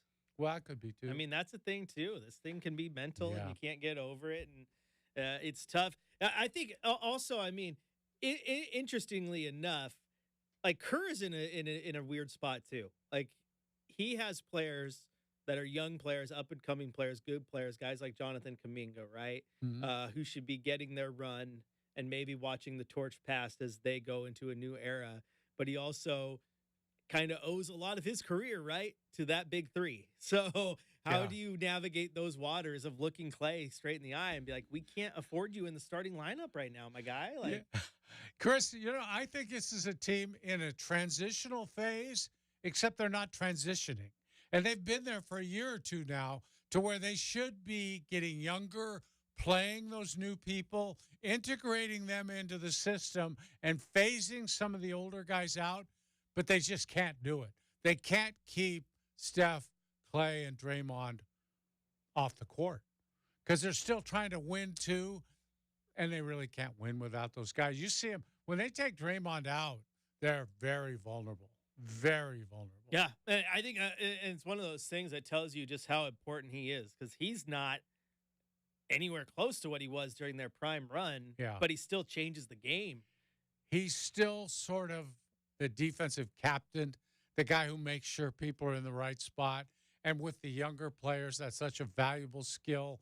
He makes them better defensively just by being out there. But, you see him too. I mean, he's guarding point guard still. I mean, he's still pretty tough. Oh, he's still good. He's still good. The thing is that during their prime run, you could afford to have him on the floor as much as you could because you're like, okay, yes, he's not that great offensively, but we have Steph and we have Clay. It's going to be fine. Now, Clay has fallen off a cliff, and Andrew Wiggins isn't playing as well as they thought he would either. So you're absolutely right about that. They're not getting the same Wiggins that they had 2 years ago, championship team, and he was really, really good. He was an all-star. Not anymore. That's all right, because every loss that they take only helps the Blazers. So last night was win-win. I mean, the Blazers win. They help their draft odds because they have that Warrior pick. If the Blazers lose, they help their draft odds because they have their own pick. So it is tough. I don't know what Kerr does because, I mean, there's only one player. I mean, not only, like we just talked about Dre, but, I mean, Steph is still playing like Steph. Yeah. Like, Steph can still go out and drop 40 on your head without you even noticing. Well, he really pretty much took over the game and kind of beat the Blazers by himself last night, I thought. I don't know where else they were going to go for points late in that game. Fourth quarter, he went super. Like, he did what he does.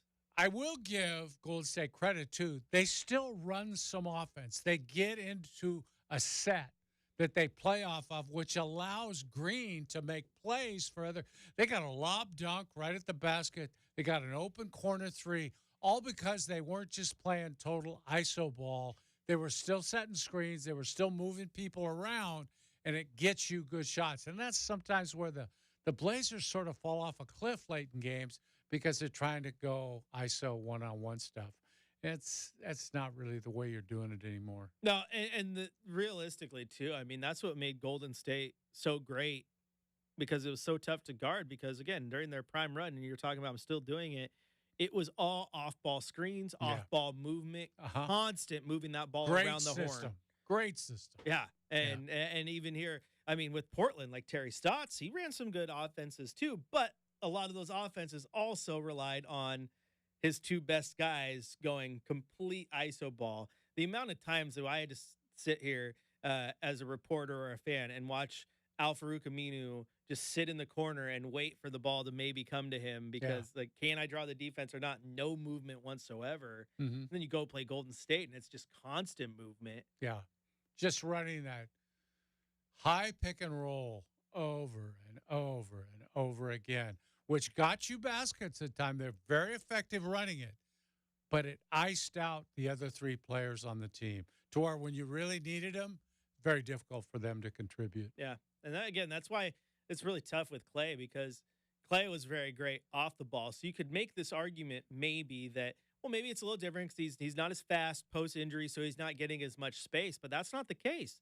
He still is finding wide open shots, and he is missing them. Shots that you've never seen Clay miss. He is bricking. Yeah, yeah. And the other thing, and it kind of goes without saying, he can't guard people as well as he used to. And that comes with age, too, and injuries.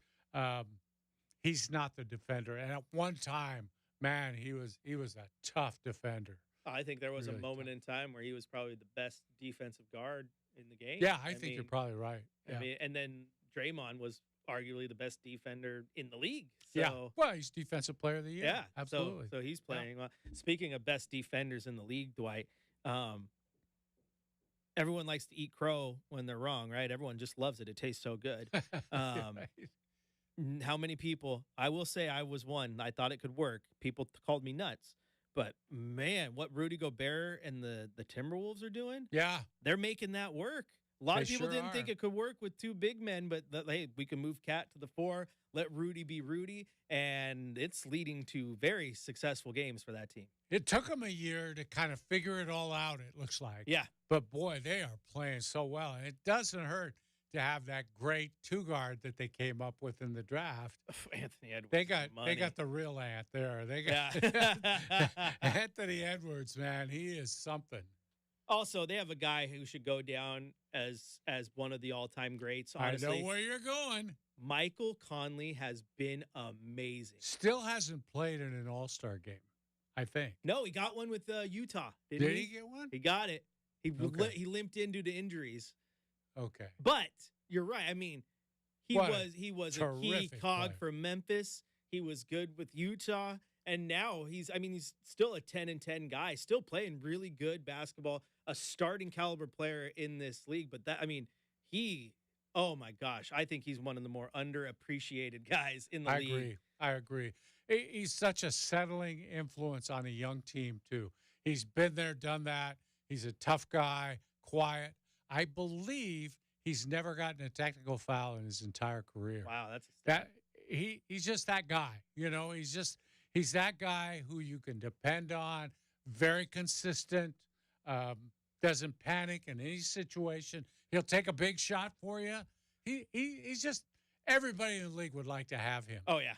It's crazy how it works, though, because if you would have gone back in a time machine to 2007 and told anyone that 16 years from now, Greg Oden hasn't played for a decade, and Mike Conley is still a starting point guard in the NBA on the best team in the league, record-wise, no less. Mm-hmm. People would tell you you're crazy. It's amazing, though. I'm really happy for him because he's a good guy. Yeah, I like Mike Conley a lot. All right, exit music is hit. That means we got to get out of the way because we got to get Alex Brink on. He's coming on. We're going to pick his brain, Dwight, figure out what he thinks about this Trent Bray situation. The transfer portal, absolutely crazy. I can't wait. He knows what he's talking about. So don't go anywhere. Alex Brink joins the show coming up next on your home of the Blazers, Rip City Radio 620. It's beginning to look a lot like Christmas, and we are simply having a commercial-free sing-along time. Open the free iHeartRadio app and indulge in exclusive one-of-a-kind holiday stations and playlists for every joyful mood. Get a head start on the nice list. Open your free iHeartRadio app and search iHeart Holiday.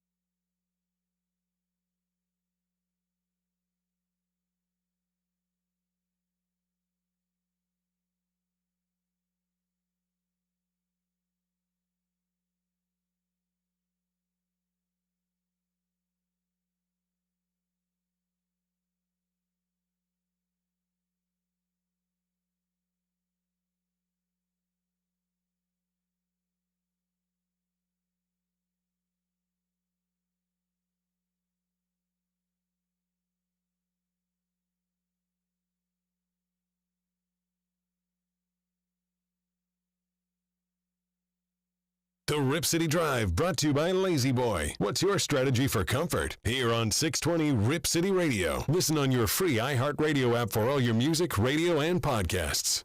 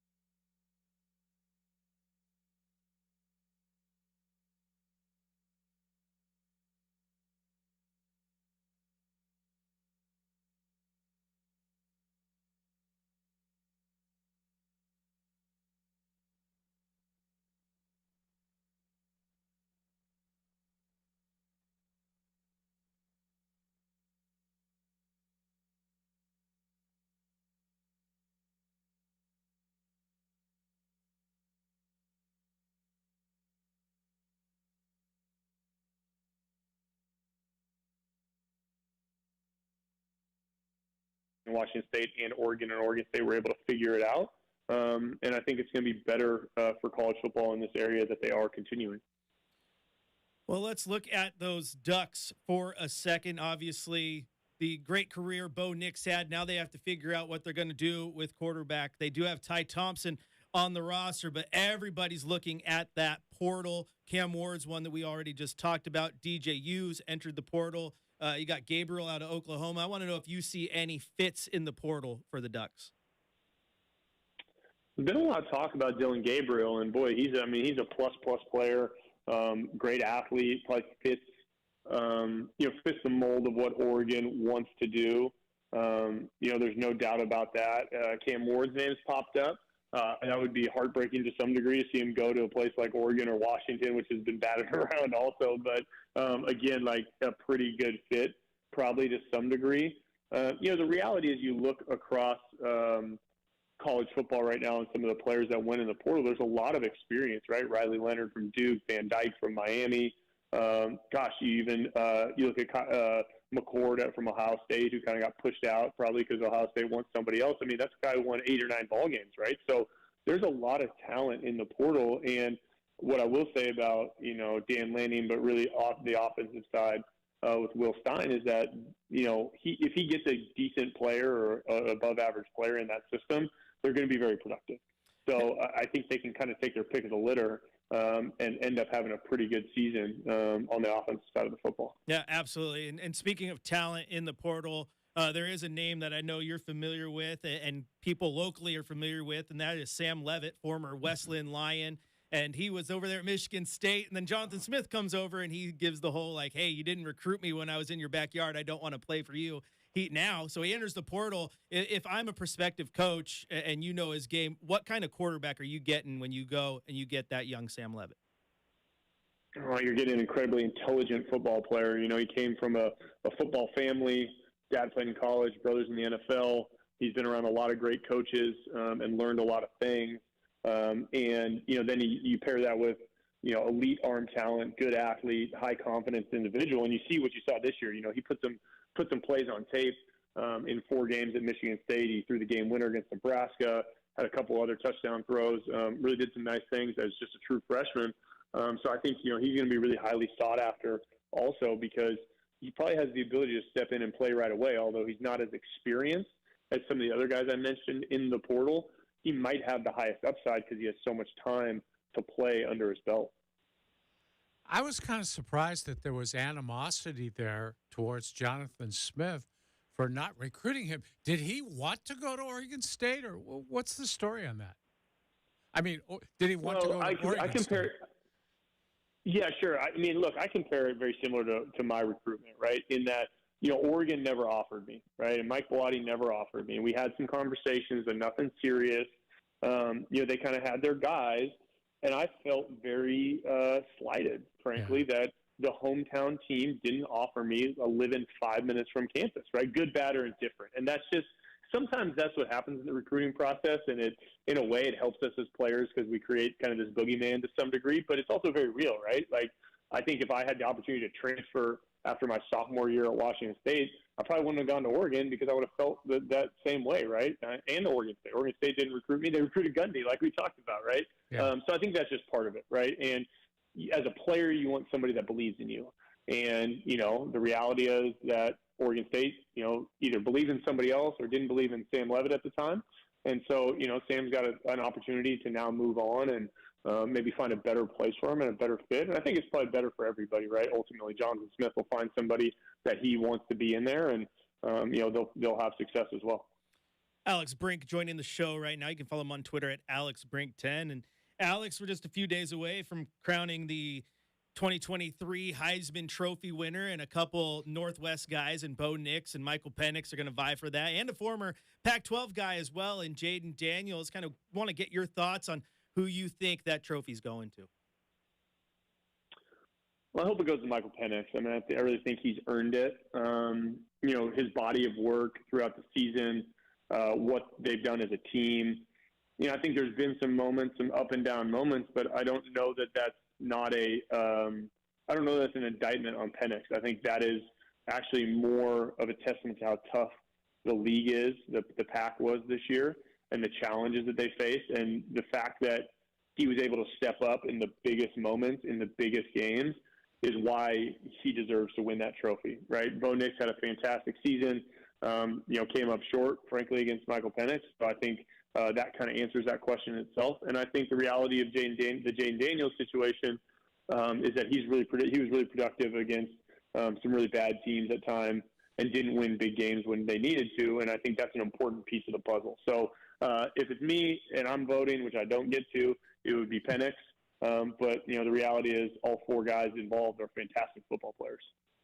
It brings to mind a question that I've wanted to ask you, Alex. Quarterbacks very often get the blame for wins or losses, and there are people now keeping stats on quarterback. It's like a starting pitcher in baseball. You get the win. You were the quarterback, the team won. How fair ultimately is that for quarterbacks? Because not everybody walks into that great situation where you get in the lineup and you win. You're surrounded by great players. How do you feel about it? It's a great point. I mean, I actually, really empathize with that. As a former player and as a quarterback, and there are moments where you definitely you bear the brunt of the losses, whether you deserve them or not. You probably get significantly more credit when you win than you should, and that's why it's important to kind of take the moments and the body of work and how those things played out, and be able to understand that, because there's no doubt if LSU's got a better defense and those sort of things, maybe they win a few more games they need to win, right? And the flip side is that I think Washington's a really well-constructed, well-coached football team, so they're stepping on the field at an advantage often. But again, I go back to when the game's on the line, right? Like when it really matters, when it's 3rd and 10, when it's 4th down, when it's when it's the final minute of the game. Are you the one making the plays to come out on top? And if those keep happening over and over again, that to me tells me that the quarterback is the one that is the straw stirring the drink, and not maybe the opposite effect of the team carrying that quarterback to the win. Yeah, speaking of a quarterback, getting the praise when the team does well, there is a certain quarterback in San Francisco who has entered the MVP conversation, but no matter how good his team does, he still has naysayers. What in the heck does Brock Purdy have to do to convince those naysayers that, no, maybe I'm just a really good quarterback, guys? Probably has to win a Super Bowl, in all honesty, maybe a couple of them, right? I mean, I at least get there, and be healthy in it. I personally think Brock Purdy's a fantastic football player. He does. Is all that is asked of him. Yes, he's in a great situation. They have a great defense, good offensive line, fantastic running game, and playmakers all over, and arguably the best play caller in all of the NFL. All that being said, when you watch Brock Purdy play, you got to be able to make the throws he's making, right? Like, he makes some unbelievable throws, unbelievable anticipation of ball location. And when he's doing it, and again, this is probably where people are having a hard time, he's doing it where he's not as physically gifted as some other guys at the position in the league. So people are saying, well, he must be finding success because everybody else is helping him. That'd be like saying the same thing about Drew Brees early in his career, when the reality of it was Drew Brees was the one, again, the straw that stirred the drink, right? And I think we don't know for sure if Brock Purdy is, Drew Brees or somebody else, but he might be, and I think we need to give him the benefit of the doubt until it's proven different. Absolutely. And Alex, we've talked a lot of football because it is football season, but there's plenty of other sports, one near and dear to the heart of both myself and the Godfather, Dwight Jaynes, and that's baseball. And it's never too early to start prepping for baseball season. So what do you got going on right now down there at the Yard Baseball Academy? Yeah, we got some fantastic off-season programs for baseball and softball players at the Yard Baseball Academy. Visit theyardbba.com. We have 2 locations, one in Beaverton off Allen Boulevard, one over in Milwaukee off of McLaughlin. Both have great cage setups. We have fantastic instructors that provide private lessons for hitting, pitching, fielding. We also do camps and group lessons for younger athletes. So visit theyardbba.com. if you're interested in some off-season baseball work. Hey, Alex, as a former player, you ever jump into that cage once in a while and take a few swings? I absolutely do, and it's one of those moments where I actually like to get on the mound and pitch, and you realize how dangerously close you are as you start to get older to like really injuring yourself when you try and throw a baseball like semi hard. It feels like your rotator cuff is going to just fray as it goes. So yeah, I do. I get to enjoy it. It's very fun. Yeah. Alex, again, you guys can follow him on Twitter at AlexBrink10. And, of course, go ahead to theyardbba.com for some more info on the Yard Baseball Academy. Alex, we always appreciate your time, man, and we look forward to talking to you again soon. Sure, appreciate it, guys. Take care. Thank you. That was, again, Alex Brink. You can follow him on Twitter at AlexBrink10. I always love picking his brain. And, like, he always says when he's like, as a quarterback, like, he knows what it's like to be under center, be in those shoes. And it's such a unique perspective to get on the show. Yeah, and he's really one of the unappreciated great athletes to come out of the state of Oregon.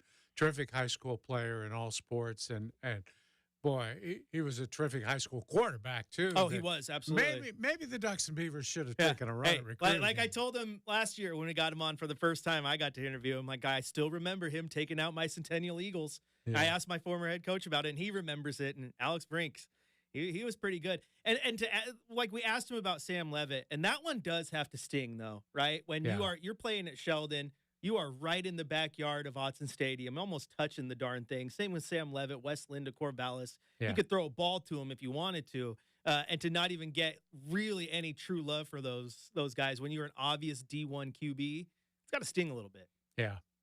Yeah, for sure. And as it turned out, he had a great career and was around the NFL for a few years too, which the other guys probably weren't. All right, well, Godfather.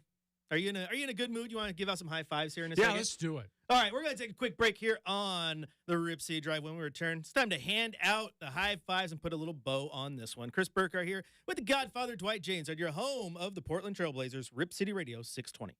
Rip City Radio and Holt Homes want to pay your mortgage or rent in 2024. Went up to $18,000 to help offset those monthly payments in the Home for Holidays sweepstakes. Enter today at ripcityradio.com, powered by Holt Homes, built for the Pacific Northwest.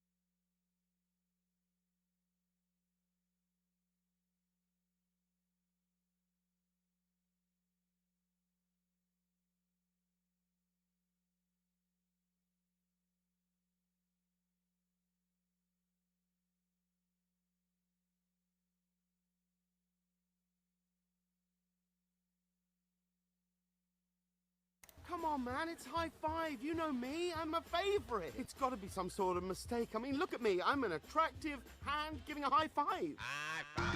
It's time for Dwight and Chad to hand out their high fives. All right, it is high five time. We're going to go straight to the Godfather side of the studio. Where's your high five going? You know, Chris, I'm going to go with Trent Bray just because he has taken on a really tough job. And when you start thinking about all he has to do right now, it's no wonder he's not coaching the team in the bowl game. Retaining players, recruiting players, recruiting assistant coaches, coming up with money to try and finance their NIL. I don't know how he's going to do it all. No, I don't know. It's going to be tough, ain't it? It's like Mission Impossible. It absolutely is. Call Tom Cruise and get him in on it. This is not going to be an easy chore for a first-year head coach. Yeah, no. I'm going to give my high five to technology, mainly the Ring doorbell. Yeah, the Ring doorbell. Here's the thing. I got my wife the Ring doorbell for Christmas last year, but I'm a busy man. And so it got installed last week. It's been sitting there.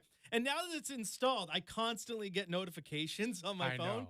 But it's not, the Amazon guy who showed up, or, some people will see like the meteors, and then it's my wife or my daughters who are like, go out to the front porch just to do a crazy dance to trigger the cam. So it sends me a notification. I had a notification from my oldest the other day, and I even hear her on it go, Mom, can I go out on the porch so I can send Dad a video? It's actually kind of cute, though. It's kind of cute. You're the one, though, who has the smart idea with it. Didn't you use it for your bird bath? I was going to tell you my story. That's what we did. Yeah, I have the Ring camera, and I attached it to a tree outside and focused it on our bird bath because we can't see the bird bath from inside the house. And my wife said, hey, is it being used? We don't even know.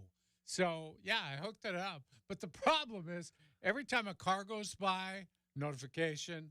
I adjusted the camera to get rid of that. But there's more birds in that bird bath than I thought. So, yeah, I'm getting a lot of notifications about that. Plus, the good thing is, too, when somebody comes up on the porch with a package, like from Amazon or something, it gives me a notification, and I see their legs walking by the bird bath. So, that's funny. Okay. See, that's smart. That's a smart use of that technology. I just think it's funny. I haven't had it, finally got it installed, and now it's become like the new little toy for everyone. Last year for Christmas as well, though, Dwight, it's not a Ring cam, but in that same vein, I bought my dad a trail cam. Oh, so he cool. could put that up. Yeah. And he called me last winter freaking out. He's like, Chris, we got something. We got something. I'm like, you got something? He's like, yeah. He put it up. They own a cabin on the lake there in Maupin area. Uh-huh. And he put it up on the deck. They caught at 10 o'clock at night. They were in the living room, had no idea. They caught a cougar prowling around on the deck. Wow. Yeah. So he's like, we got something. We were in the house. We had no idea. And I mean, it was snowing. So that's why they were inside. So that made sense. And then a couple of weeks later, their neighbor told them, yeah, we were doing some cleaning. They found the half-eaten deer carcass under the other deck next door. No So the kidding. cougar had hunted the deer and brought it under the deck for a little safe shelter and was coming in and scavenging on it every once in a while. But yeah, my dad was juiced because he got a cougar on the trail cam. Huh. That's interesting because on my Christmas wish list, my wish list doesn't change from year to year because nobody ever gets me what's on my wish list. So for the second year in a row, I have a night vision binoculars. Oh, nice. Because we live on a golf course, and I know there's a lot of animals out there in the